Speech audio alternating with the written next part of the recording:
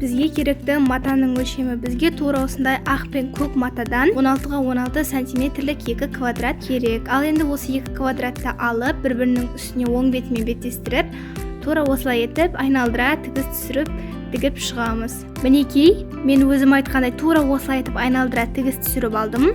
Ендігі кезек тура осы матамыздың ақ бетіне диагоналынан бөлетін түзу сызық жүргізіп, сол сызық арқылы диагоналынан 2-ге бөліп аламыз. Ал енді тура осылай етіп ақ беті мен ақ бетін беттестіріп алуымыз керек.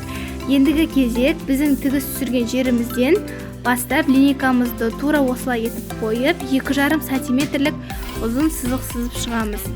Және сол біріктіріп алған 2 қабатымызды, яғни 4 қабатымызды тура осылай етіп кесіп шығамыз.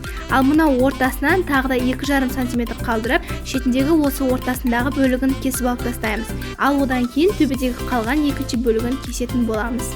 Мінекей тура осылай етіп кесіп шықтық. Ендігі кезек біздің ортасындағы торкөзімізге керек болады. Бұл жерде енді біздің торкөзімізді басынан істеп алуымыз керек, өйткені бұл бізге керекті өлшемде шыққан жоқ, яғни қысқартылып кетті.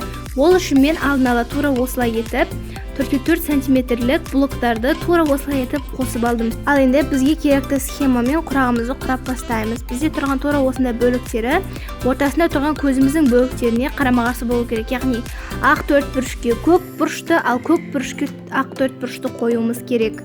Енді қосып бастайық. Ең алдымен тура осылай жанында тұрған екі үшбұрышты бір-біріне біріктіріп тігіп аламыз. Ал ендігі кезек ортасында тура осылай етіп біріктіріп аламыз. Ал одан кейінгі үшінші қатардағы екі бұрышымызды да тура солай рет-ретімен біріктіріп шығуымыз керек.